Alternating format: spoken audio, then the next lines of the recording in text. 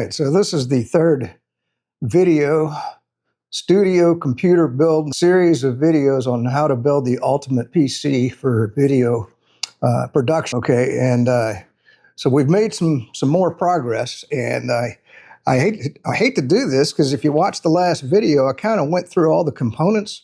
But what I'm seeing is it really doesn't take that long to give you the numbers here. So I know that you can fast forward through this, but we're working with the AMD Micro Center Ryzen 9 9950X CPU processor with the Gigabyte X870E AORUS Master Motherboard, ATX DDR5 4XM2, PCIe 5.0, USB 4, Wi-Fi, total cost of $1,031. In the last video, I talked about the fact that you want to buy that as a bundle.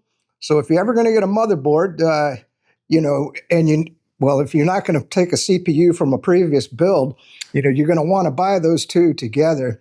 Okay, and then of course I did a lot of investigation, and like I said, I've used Grok, the AI, and you don't no longer air cool these advanced processors. You're going to liquid cool them, and of course we went with the Arctic Liquid Freezer 3 Pro 360 from everything on YouTube and Grok.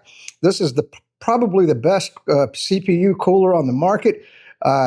I won't get into all the details. AMD, of course, it's got the AMD AM5. You're going to want to make sure any water cooler you buy supports the CPU configuration that you bought. What was really cool was this was only about $95, which is incredible. I think the air coolers actually sell for a lot more than that. Then, of course, if you want your PC lit up like a Christmas tree, you want to get some RGB memory to go in the PC, and so we went with the G.SKILL Trident. If you watched my previous video, they were using Kingsford, I think was the memory they were using. So there's all kinds of good name brands, but this came recommended by Grok, the Series DDR5. And of course, if the motherboard supports it, you're never going to put DDR4 in a DDR5 motherboard. So I know it's a lot more expensive. RAM, AMD, Expo. Well, of course, you can support Intel. Now, the motherboard has 256 capable RAM, and we've talked about you could buy 432. You're better off buying two 64s, and that was a total cost of $548. Now we're going to get into what I didn't cover in the last video. Was we went with a fourth M2 drive. This is actually, I didn't mention this. I did put a text in there. What the motherboard comes with is you've got the CPU. PCIe 5.0, which they're called CPU M2 slots. This is actually for the Southbridge slot. So it actually operates on a different bus on the motherboard. And even Grok pointed out, once you populate the M5 slots, you actually split the throughput. So you're not going to really get that PCIe 5 performance. So if you just wanted to go with two, you probably want one on your Southbridge and one on the CPU A slot. And we talked about that in the last video. All right, so now, and what I put in there, I put in the Western Digital Black 8 terabyte SN850X NVMe internal gaming SSD solid state drive, Gen 4 PCIe M2 2280, up to 7,200 megabytes per second. Now you could go with the next one. Well, actually, we bought two of these Crucial 710. I won't go back into that. And if you want to see the USB or the M2 configuration, go back to that video. All right, and then of course the graphics card is very important. I talked about the ASUS card, which actually is a bit better than the Gigabyte, but we went, because of compatibility for a Gigabyte motherboard, we went with the Gigabyte NVIDIA GeForce RTX 5080 WINDFORCE SSF overclock triple fan 16 gigabyte GDDR7 PCIe 5.0 graphics card. Okay, and the only reason we did that is because we had a Gigabyte motherboard, and talking to Grok, because like I said, I'm working with the AI as much as possible. Hold on, I'll just set this over here. And that card alone cost $1,074. Now there is a model above the 5080, but but it's $1,000 more. You do you. All right, and so we're going to get into the mother supply, or the power supply, here in just one second. And I didn't talk about this enough in the last video, but we went with the Corsair HX 1500i. It's a 2025 power module, fully modular, ultra low noise ATX power supply with 12 volts, 2x6 cable, ATX 3.1, PCIe 5.1 compliant, cybernetics platinum. We talked about the importance of a platinum power supply in the last video. You know, don't buy anything but platinum. Fluid dynamic bearing fan, which just means it's going to be a pretty damn quiet power supply. And you can look at that. That was, I mean, I say only, that was $368. Okay. And then we talked about the storage here and the need for, if you're going to do videography, you want internal storage and you want a lot of it. And if you go with the 3.5 drives, which I just bought 2 of, and we'll just get into the specs on that. These are the Seagate Iron Wolf Pro 28 terabyte enterprise NAS internal hard HDD hard drive, CMR 3.5. That's what I was talking about. 3.5 inch SATA, 6 gigabits per second, 7,200. Now you can get up to 10,000 RPM. But I don't need the speed. I'm using the M2 drives for the speed. I just needed the storage. And when you come down to a 7200, you save, well, pretty good money. 512 megabyte cache. You can run RAID if you want. I'm not going to be running RAID. Now, those 2 drives alone cost $1,031, well, $32 really.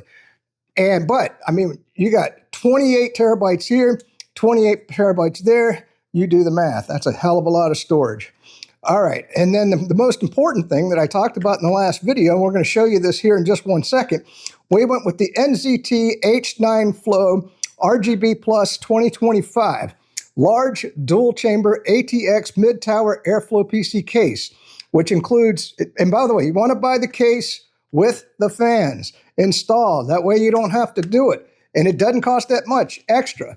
If you go out and buy the fans on your own and buy the case on your own, and you do you, man. I mean, that's a hell of a lot of work. But I guarantee you, buying the combination is probably going to be about the same price or probably less. And so it's got 6 140 millimeter fans. And by the way, I think these are RGB. We won't know until we hook up the power. We're far from doing that. 120 millimeter, and it's got the control hub. If you watch videos, I'm going to try to go out on YouTube and find some wiring videos that we'll include in here. We'll talk about that in just a second. 420 millimeter radiator support, back connect ready, $305. Now you say, oh, I can get a case for $100. I can get a case for $100. Good, you do you, man. I'm going to tell you, the case, in my opinion, is the most important thing for a computer build. I mean, if you buy too small a case, yeah, you're going to be all cramped in there. I've seen people do crazy stuff on YouTube, like unscrewing the fans from your water cooler because it just wouldn't fit in the case right and everything else, you know. And also, you can get a real tall case, which is I've done in the past. I want the fat, and that's why when we talked about the case, where does it say control hub, large dual chamber? That's very important. So the case actually sits pretty low down, but it's wide as hell, and we're going to show you that in just a second. Now, I talked in the last video. I went with the LG 27-inch UltraGear QHD 27-inch monitor, and you can read the specs on that. I'm not going to go through it. HDMI 2.1 DisplayPort. Okay, that's not enough territory, all right? But when you go out, when you get up to like a 32-inch monitor with the curved screen, yeah, you're talking some big bucks, man. I think you're better off just going with 2 27-inch advanced monitors. And then you got 27 inches here, 27 inches there. In my case, I've got 4 monitors, but this is the only advanced monitor that I have. And look at the price tag. I say only, but it's still only $291. All right. And then, of course, you're going to want your UPS. You do whatever UPS you want. I talked in the last video about how APC has changed their rules. I bought 2 of these CyberPowers, CP1500, FCL, CD, PFC, sine wave UPS battery backup and surge protector. So it's got 6 surge protecting slots and 6 battery backup slots. It's fairly, it's not real heavy. Some of the APCs, if you go with the smart UPS, they're really heavy. But APC, they're junk after about 4 years. I don't know what the situation's going to be with the cyber power, but I'll probably just keep them. And that was 257 times 2. All right, so we're getting long in the tooth here, but I just kind of wanted to get things up front out of the way while we're going to get into where we are. And then, of course, I bought a microphone, and that was the Shure MV7i smart microphone. Okay, we're not going to get into that.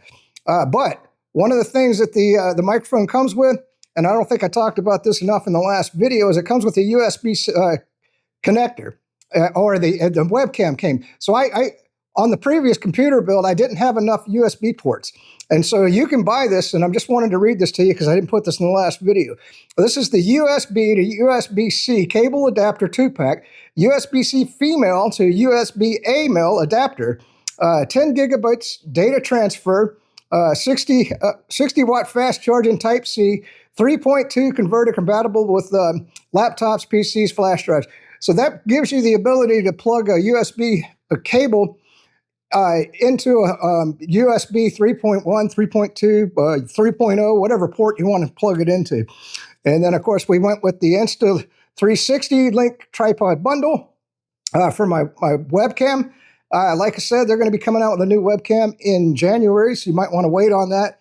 I just went ahead and bought it because I was worried about those Chinese tariffs, which look like they're not going to go into effect. So maybe I pulled the trigger too soon, but it never hurts to have two webcams so that when you're filming, you can switch from this camera over here to this camera over here. And this also supports virtualization, green screening, which is really, really cool. All right, so then we, and of course, it came with the, I wanted to be able to, if you go up to, I can't remember the software, daggone it, but if you're going to do video interviews and stuff, you can actually use your cell phone as a camera, all right? And so I wanted to kind of be able to switch between cameras in my office when I start doing this professionally. And so this is a newer phone tripod mount adapter, the Acrotype QR base cold shoe, 1/4 inch to 3/8 inch holes, 360 swivel. That's exactly what I'm using to film this video, as a matter of fact. Phone holder compatible with the iPhone, because what happened was the webcam came with a stick where you could place it on your desk, or you can mount it on top of your computer screen. I mounted it on top of the computer screen, so I needed this to be able to use the stand, the tripod stand, with the phone. So let's keep going here. All right, so woo! Now you do whatever keyboard you want. I went with the Red Dragon S101 MKS gaming keyboard and mouse with wireless and tri-mode. Now, the great thing about this keyboard is you can run it wireless or you can run it connected. Now, I've had some bad experiences with wireless keyboards in the past. Okay, so, but sometimes, you don't want all them wires going everywhere. So you can, from what I understand, I've only run this as connected to the computer through the cable. I haven't tried to run it wireless, but supposedly you can do that option. And we talked about the Gorilla Grip Silky Gel Memory FAD wrist rest for computer, keyboard, and mouse. And that's just to protect. You can buy whatever wrist rest you want. That's to protect. You can just use a board, anything that's going to keep your hand like this rather than typing like that so that you don't get carpal tunnel syndrome. And then the last thing, this is another thing I ran into. This is crazy. Okay, so we bought the Lexar D40E 128 gigabyte dual USB 3.2, make sure you get 3.2, Gen 1 Type-C jump drive, USB-C flash. And by the way, the nice thing about this drive is it'll convert from USB-C, you can flip it around to a USB regular connection, okay? And then, it was only $16.10 for 128 gigabytes. Now, the intention of this drive was to plug into my router. And then so that I could share files between multiple computers. That's just not going to work. I'm telling you, I've tried everything I can to try to use that router. And then when I pulled this drive out of the router, it hadn't been used. I mean, it wasn't like I was copying files back and forth. Okay, this thing was hot as hell. So that router was using a lot of electricity to have this drive plugged in. Not a good configuration. The other thing I wanted to tell you, the reason why I want to talk about this USB drive, is it came with the FAT32. Now, what's wrong with the FAT32? FAT32 doesn't support large files. The reason I bought this drive was to be able to transfer videos, because sometimes I work on my laptop, and then I want to take the video, copy it from my laptop, and then put it onto the my main server, which is what we're building right now. Okay? Well, with a FAT32, you can't copy that file. It's too big. FAT32 doesn't support that size file. So what do you want? Well, you could reformat that drive to an NTFS drive if you're using Windows, and that's the only operating system you're using. But we're not using Windows. We're using Linux 22.2 for the server. Okay, so what file format? So you go with FAT.exe, all right? And Linux supports that format, and Windows supports that format. Now, I tried to format the drive to an ext4, which is the file system format that Linux runs on. And you got BTRFS, and of course, you also got XFS. It depends on whatever operating file system you want to run on your Linux machine. But both Windows and Linux support the FAT.exe, and that supports large files. Okay. Now, Linux can read NTFS, but Windows has rigged Windows 11 so that it will not read an ext4, which is what I wanted to run on the drive because I like that file system better. But because Windows has torpedoed that, they could easily support it. They just want to make money. You know that for sure. All right. So then, of course, we had long connections to the monitors, and so we had to buy a coupler. This is the VEC Link HDMI coupler, 8K, HDMI 2.1 female-to-female extension adapter to extend 2 short cables. Supports 8K at 60 hertz, 4K at 120 hertz, compatible with laptop PC. So that you can take 2 3-foot HDMI cables, use this coupler, put them together, and now you got a 6-foot cable. Now, why did I do that? Why not just buy a 6-foot cable? Because they're damn expensive, man. And I got like 10 HDMI cables because over the years I've been buying TVs and everything. Now, some of the HDMI cables have gotten pretty old, so you want to look at that. And then, of course, you can go out, and I don't recommend this. I've been told if you're going to run Windows, I bought the Windows thing. Now, the last thing we're just going to discuss, getting long in the tooth here, was, okay, I have an old laptop, and this was just, I went out and bought the NinjaBat battery for the HP. And of course, I've got an HP DV7 laptop for many years old, but look, for $30, man, I got a whole new laptop. And then I ran, and the last video I was telling you to run Linux LDME, no, it's X. You want the second operating. Go to Linux Mint, and I think it's XFCE is the operating system that you want to install on an old laptop. That thing screams, and with I got 2 batteries for it, so I can actually run this old laptop for about 8 hours, no problem, on those 2 batteries. Whereas if you get a modern laptop, which is what I use to render my videos and everything, those batteries only last about an hour or 2 sometimes. All right, let's get into putting the motherboard in. Okay, so you're going to want a headlamp, whether you got one or not, or a flashlight, or maybe just an overhanging light, whatever you got.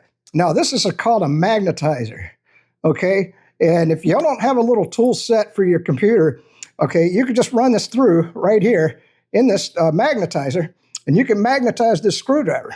Now, look what it does. See that? You can just put that screw right on the screwdriver, and you're ready to rock and roll. And the reason that's important, I can't tell you the number of times I've dropped screws into the motherboard and you can't get them out of the case. They're rattling around in there. They might short something out. If you got a screw underneath your motherboard, so being able to magnetize your screwdriver to screw these screws in is very important. Now, let's get to the manuals for 1 second. So we're going to get into this. So this is the motherboard installation right here. And the main thing that I wanted to get was the screw. So this is a 632 5mm. Now, what was cool was the case came with screws. And if you look on here, it actually labels what the screws are. This is a screw 632 by 5mm, which is these screws right here, obviously. I'm still moving along with the build. But the thing I like is, if with the case, and by the way, a lot of cases don't have manuals worth it. Pardon my French, shit, because they're crap manuals. This is actually a pretty good manual that came with this case. And we already talked about the case 2 seconds ago. And the last video, I went over the water cooler. Not going to do that again. And then, but I did want to get into where we're at in the build. So we're going to be starting to hook up all of the connectors. And this is at page 30 in the manual. I mean, my God, we were a long time getting here. And so you can see, you know, this is detailing all the connectors you're going to make. Like I said, I'm going to try to find some YouTube videos on connections, and then you can just go through the pages. So let's get over to the case real quick. Actually, let me get the headlamp. Hold on. All right. So one of the things I've made a mistake in the past, and I've talked to some people that build computers, is I would put the power supply in the computer and then cable it up. No, what we want to do is we want to make all the connections. These are the power supply cables.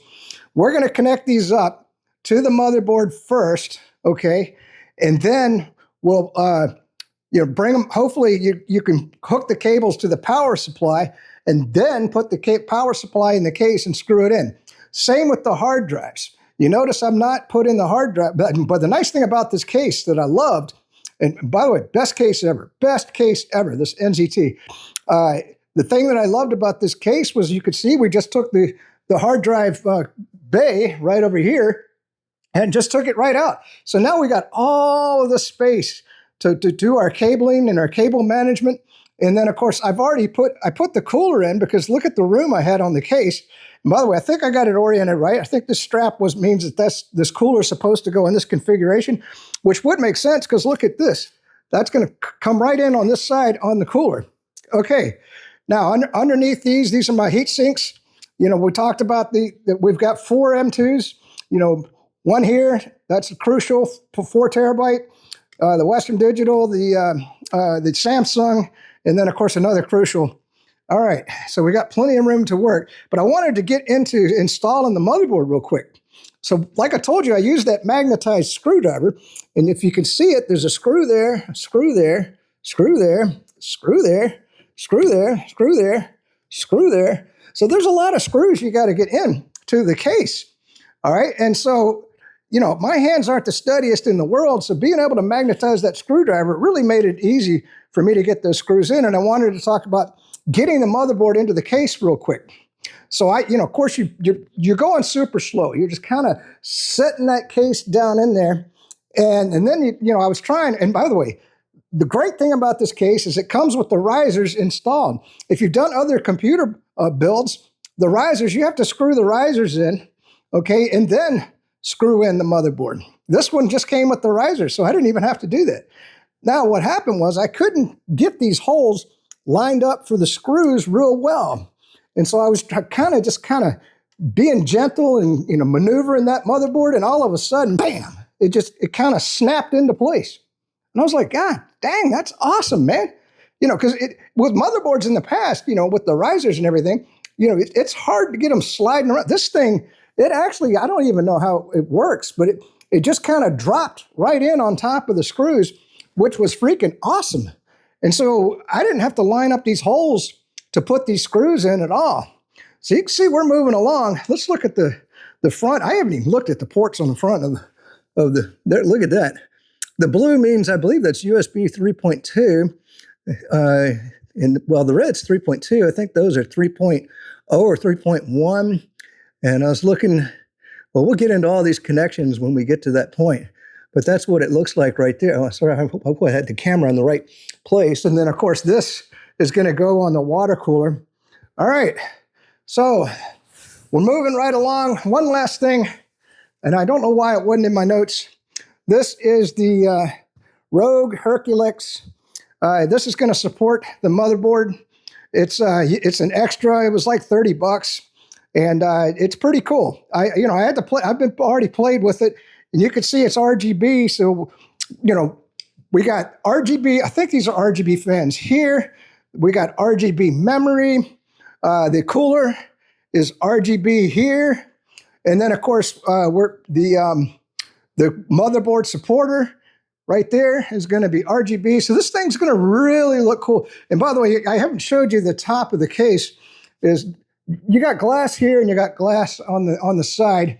So it's going to be a really cool effect. And I did want to get into these plugs for 1 second. Now, one of the things is, and we've talked about this in a previous video, but I wanted to go over it again real quick, is your computers are vampire devices. And you can go out and buy these plugs. They're not that expensive, and you can see they're numbered 1, 2, 3, 4, 5, and then it just plugs into your socket. And then whatever you plug in to the plug, this one comes with 2 remotes, which is pretty cool. So I just wanted to show you how this works. So this is my my shredder. Now that shredder, I don't know how much electricity it consumes. You can go out and buy a device where you can plug in and see how much your vampire devices are consuming. But I just was experimenting. I went, well, I got to use these plugs somewhere. So look at this. So all you do is this is the #1 plug. There you go. You see that light come on? Off, on, off, on. So what I'm going to be doing is plugging all of my computer into the UPS. And of course, I've got 5 plugs, and we'll be able to cut on and off devices in my office so that they're not vampire devices. And these plugs will go in the back of the UPS. All right, let's see if we can find a good wiring video. Peace out. All right, let's get back to the ultimate PC computer build. Video number 3. So if you didn't know, most motherboards come with a plastic piece that you can use to line up all your power connections for your case. If you watch many YouTube videos, they plug the cables in individually, but I always use these blocks. But on modern cases, that's no longer necessary. Okay, and then of course we're going to have to figure out, because we're going to route those power cables here in just a few. So I was looking in here and I was like, where in the hell do I bring the power cables through to the front of the case? And then if you look on here, it says push. Here, let's get it back. Push to remove. So it makes perfect sense. So you can route your power cables right through that. And by the way, this is the NZT case. I mean, I'm loving this case. I mean, my God, as I go through it. Now, these are the case connectors, and these are the ones you're going to want to connect up first.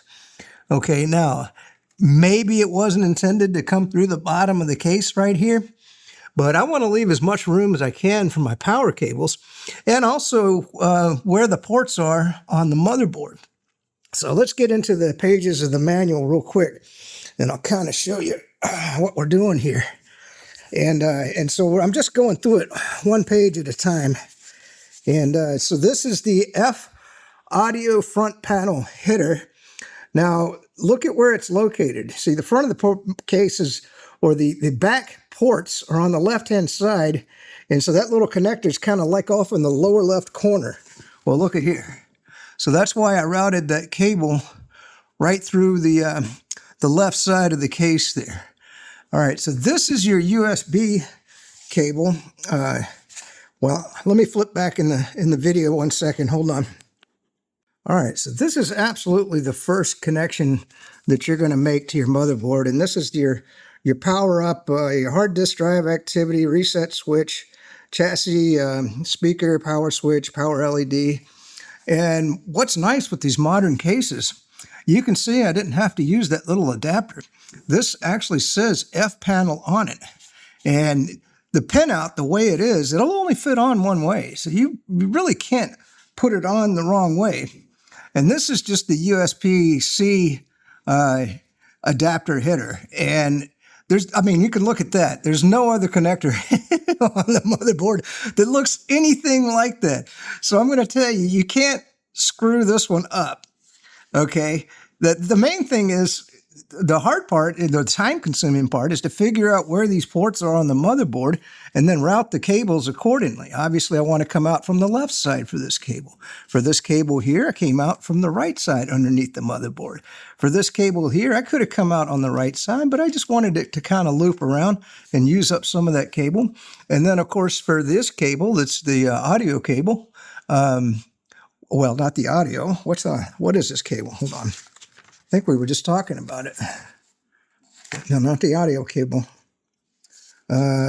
Yeah, this is the FU3C20G US Type-C header, and you can see it's right here next to the memory on the case, and that's kind of a weird, these modern cases, see, and it even labels it on the case. It says FU3C20G, and it's a weird connector. It's kind of like a power connector for the back of a SATA drive, and so you really can't plug it into the wrong place. It's just a matter of doing your cable management so that it comes in from the right place. And that's it for the case connections. I can't believe I'm actually through it. It used to be there was, a ton of cables that came with these cases. But I guess, this case is designed for a modern motherboard. And, you wouldn't want to be putting an old motherboard in this case. Well, I don't think you could because of the connections. All right. And look. You can see, oh, by the way, I had a quick story on these brackets. This is for the water cooler. And in a previous video, I had these brackets mounted upside down. Because you want the little hole on top, and the flat part actually goes to the bottom.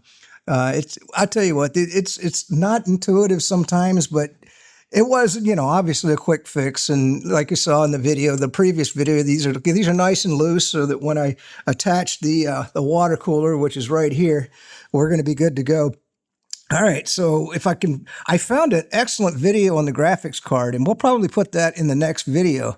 And I have to give these people attribution. The last video, I didn't give proper attribution, but I couldn't find the video after I recorded the video, and I was going back trying to figure it out, but we'll get that attribution in there.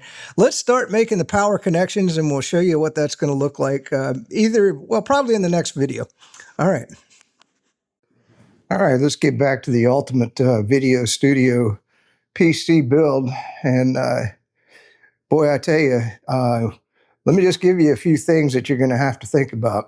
And man, if you're working for a living, hopefully this video series on building a computer will get you through this. I have not been out of my house for a week, because if you don't discover anything that might be faulty from the factory within about a month, it's not easy to return anything.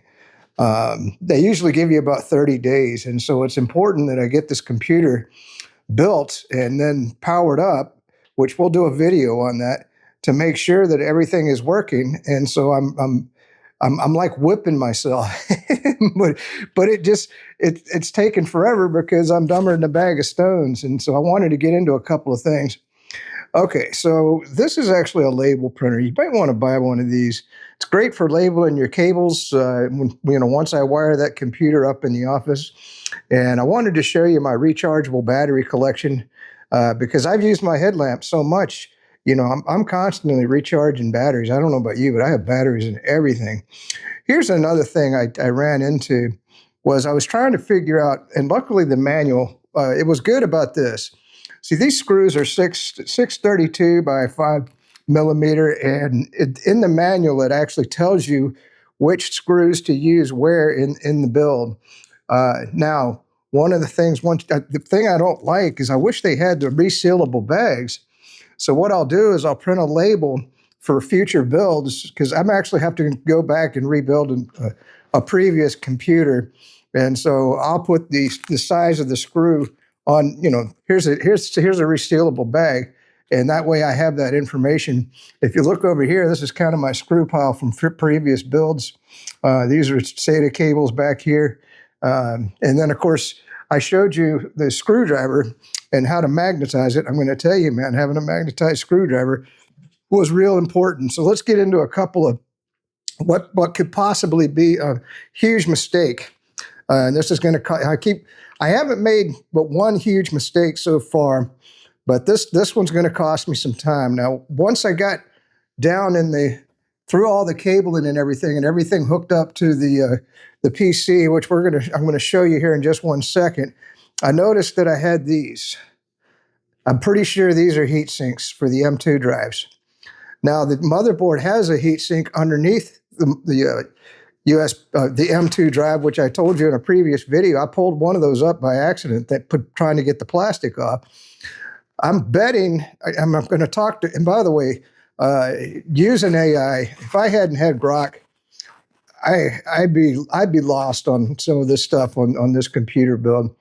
So anyway, let's before I get, this is, by the way, this was from a previous build, but I did do good. I got the MX6.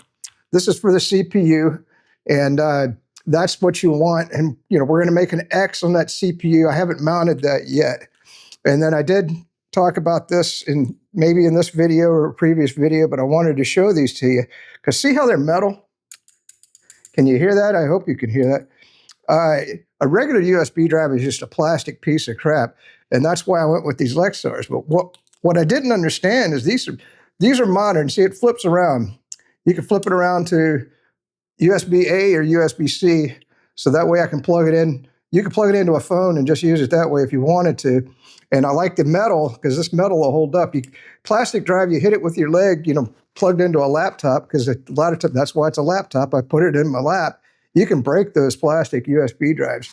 But the thing I wanted to get on real quick was this came formatted FAT32. We talked about this, I think, already.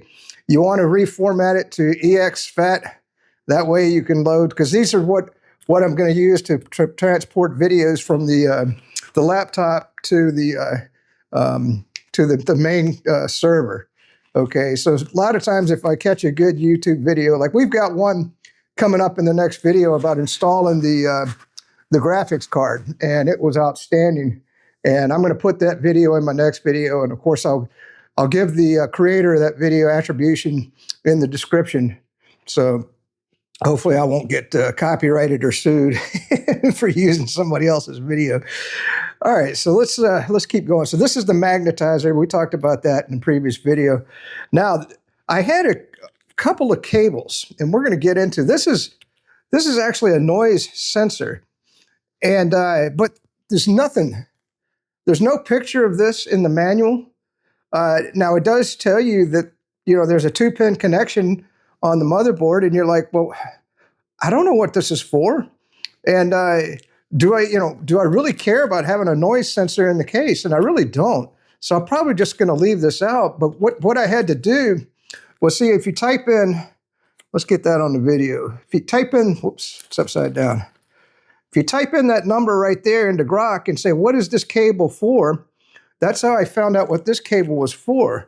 Now this here, I actually have hooked up. So this was another cable, and I'll show it to you when we get over to the computer wiring.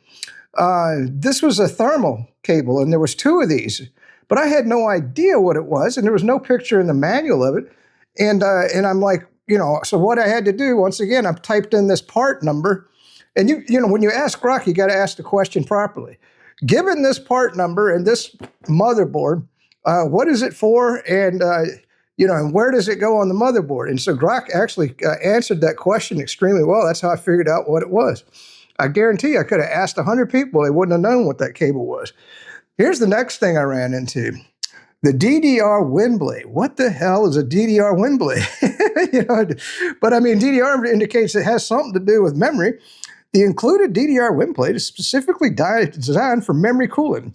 Connect it to the designated fan header. See the table below, and you can read temperatures from the DDR temperature monitoring point and adjust the fan speed operating mode in the Gigabyte Control Center. For settings details, please navigate to the ultimate. Look at here. Does it show you where to hook it up on the motherboard? No. Does it show you how to screw it in? No. So these manuals, the people that write these manuals just suck, man. They just freaking suck. So I'm sitting here, finally I found, it was actually on YouTube. Grok didn't answer the question. There was a YouTube short video, and it actually showed where the fan went on the motherboard. And then, of course, I did have to talk to, well, if you look here, this actually clued me in.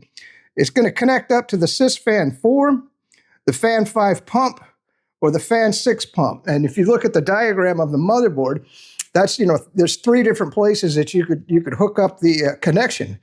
Now, one of the things that this came with, it comes with a really short cable. And I'm like, well, this thing ain't long enough for me to hook it up. Well, it turns out there was an extender cable, which wasn't labeled. And you don't see the extender cable here, do you?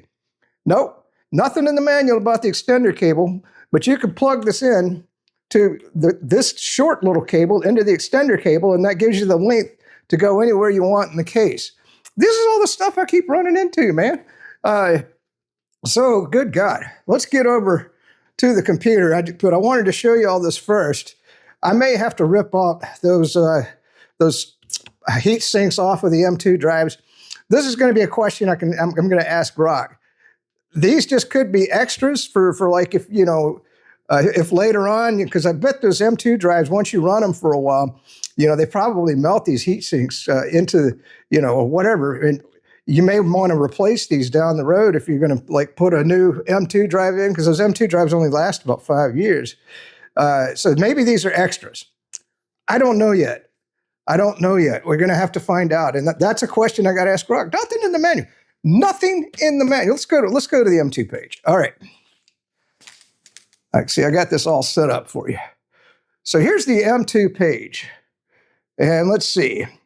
When using a single-sided M2, first attach the bundled M2 thermal pad to the pre-installed thermal pad on the M2 connector before installing the M2 SSD. When installing single-side, first attach the bundled M2 thermal pad. So maybe this is where it's telling me, and it says installing the M2 thermal pad applicable only for M2 connectors with pre-installed thermal pads. I have no idea what that means. Does that mean this goes in? We don't know. It says do not install the bundled thermal pad when using a double-sided M2 SSD. Okay. I assume what I've got is a single-sided M2, because underneath the M2 is just all the components, you know, and the top has, you know, it just looks like the top of, you know, a CPU. So I'm thinking I screwed up. This is sounding more and more like these got to go in. But let's get into the wiring here. Okay. So we'll see if my plan works out, but I wanted to talk about some of the issues. Let me get down here on my stool. Man, when you're old, it's tough. So, by the way, working here, I mean, this is easier than working on that table because I can just sit here and think about things. And we're going to talk about a few things. Now, you see what I've done is I've wired this up outside of the case. Now, the plan is, and we'll see if it works, is, you know, I'm going to, obviously, once I've made all the power connections, is then I'm going to roll this up and mount it into the drive. Now, it's important to have that fan facing the right direction. Now, obviously, I mean, common sense wise, and there's nothing in the manual about, you know, how to do this.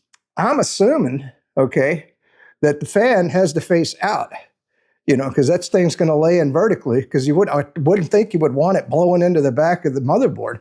But that's going to be just another quick question. I know you're thinking, well, that's obviously how it's got to go. It's not obvious to me. The other thing we ran into, and I don't know if I can show it to you. Maybe I can. Yeah, see this cable right here? Okay, this is going to the USB fan hub that came with the case.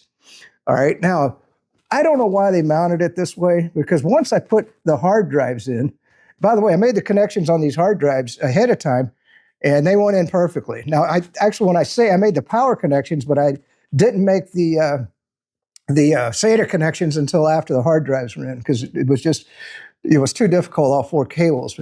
But all right, so what I'm getting into is this cable actually comes out in this direction behind the hard drives.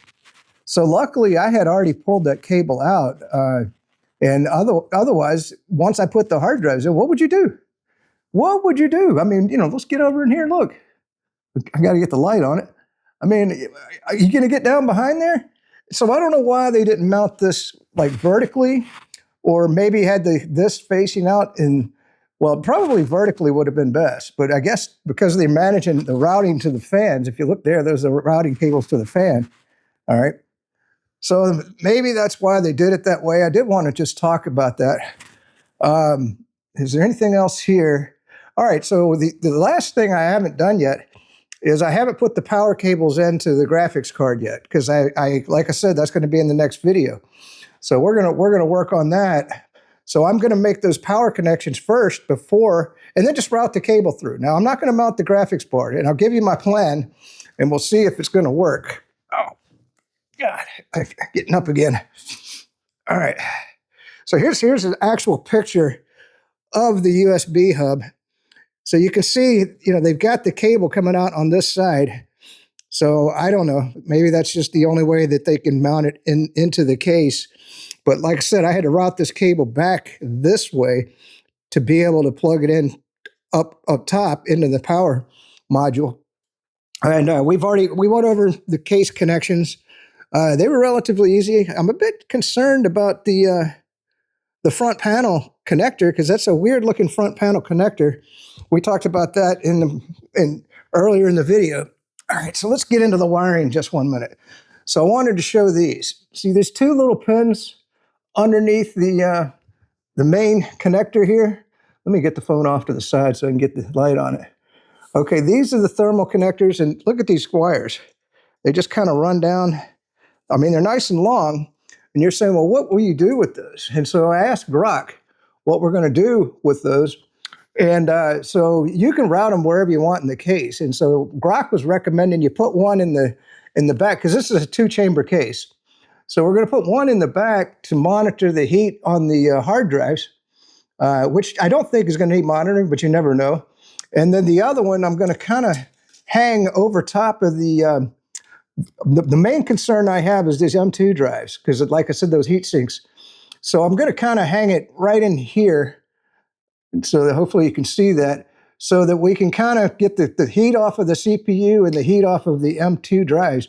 So I'm kind of glad I looked into how to do those thermal connectors. And as you can see, we haven't mounted, oh yeah, good thing I got on this. So we're going to talk about this. So the Arctic cooler here, the water cooler, came with 2 cables. All right, so one cable had 3 outputs. It had a fan, a pump, and a VRM. And so I had to get with Grok. Oh, sorry, I had it going off to the side there. I had to get with Grok, because I was like, well, wait a minute. Which of these cables do I want to use? And then the second cable just went to the CPU fan. Okay. So at first, Grok was saying just use the one cable, because that'd be an easy connection. It just got one connection. Doing more research, because you got to ask Grok the right way. No, it's better to connect these up. Now I thought, okay, if you look right here, can you see that fan connector right there? These are 3 fan connectors right here. Okay, so this is actually the pump. And actually, this is another, we'll get onto that fan in just a second. And then you want to use the CPU. You can use a fan connector, but you're going to use the CPU fan connector for the fan, okay? Because there was one labeled fan. Now the VRM, I wasn't sure what that meant or where that went, And you can connect that. This motherboard comes with a CPU opt.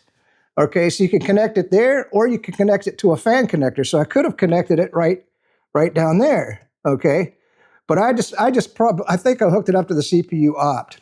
Now, this is that wind fan right here that we were just talking about. Now, if you look, there's a case screw right there. Let me get the light on it. All right. Now, I just figured this out on my own by looking at that short, and you see how it bends down, and it's going to kind of blow some air onto these memory modules. But one problem that I've got is once you hook up the CPU power with this case, where am I going to route these wires? And the only way I know to do this is I'm actually going to move these up behind the fan. But I think that might interfere with the airflow a little bit. Speaking of airflow, we'll get more into that in just 1 second. So we've talked about the fan. And you can see, oh, here's another one that's got me baffled. Okay, this cable came with a USB-C, okay, and I'm pretty sure I got it in the right place, but what is this for? Now, I mean, what I was thinking I might do is route this cable through here, and that way I can plug this in to something if I need to, and it'll just kind of hang outside the case. Otherwise, I don't see a connection for that cable. Anyway, that's going to be strange. And so here's the GPU, and see, we're going to have to look at the power connections on this, which I'm kind of looking at it right now. We'll see, and we'll get the right cable and we'll hook that up. Now, here's another thing. So this is the graphics support holder, which is going to hold this graphics card in the case. Okay, and I've already hooked up it to the fan connection right there. If you look, there's the fan connection. So all I got to do is, once I get the graphics card in, we're going to talk about the plan for the graphics card here in 1 second. So I think we've hit on all the connections. Now, one thing I noticed was I had mounted the radiator a bit close to this side of the case. Now, if you notice, there's a fan right there. And so this cable was running really close to that fan. So I took the time to move this over just a little bit. Now, maybe I should probably go all the way to the right, which kind of thinking about that. But then I think that I want it just so that I can get this mounted onto the CPU easily. Now, the plan is, and we'll see if it works out, I'll let you know, is once I get the power module mounted into the case, okay, we're going to flip this case onto its side, and then I'll show you that video on the graphics card, and then all of this will get mounted when it's on its side. This will get mounted when it's on its side, and then we're done, really, with the computer build, as far as I know. And then it's just a matter of powering everything up and seeing if we got this sucker right. All right, so let's.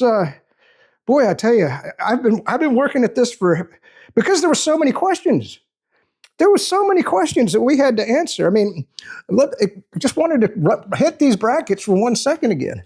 Okay, I had these mounted upside down, and if I hadn't found that video that was in my last video on how to mount these, I would have known that one, I would have known they were upside down. Two, I wouldn't have known that they needed to go in this direction, because it is in the manual, kind of.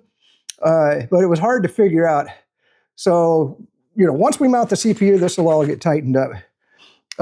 Man, I tell you, I can't believe how much work this has been. But, it's because I'm dumber than a bag of stones. If you knew exactly what you were doing, it would be easy. And this was another connection. I think that goes to the motherboard, to the case. The other concern that I've got that I just wanted to talk about 1 second. Okay. If you look at this case, there's no, the buttons are on the bottom, which I don't like. So if I want to hook up a USB drive, and plug it into these front ports, and this is USB-C connection, and I think this is an audio right here, but all you got is the power switch. Okay?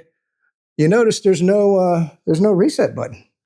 Because I noticed, there is an actual reset 2-pin connector over here, and then of course on your front, the main strip here, there's a 2-prong reset right there, but there's no cable for it. You saw in the box, and there's no way to do it on the case. So I've never seen that before. Most cases come with the reset button, but maybe these modern motherboards. Now there is a reset button in the case, but are you going to take your case apart to push the little reset button on the motherboard?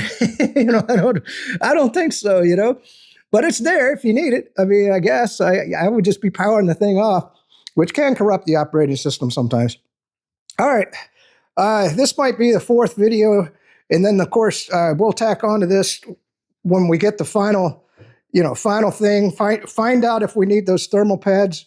We'll talk about that later on, and I think we're just about done with building this computer. And then the moment of truth arrives. I tell you what, I'm going to be shaking in my shoes to see if this thing powers up properly and everything comes on and works. And then, of course, the crazy thing is, and until you get the operating system on, I'm really not going to know if these hard drives are working or not. You can feel them and see if they're spinning and everything.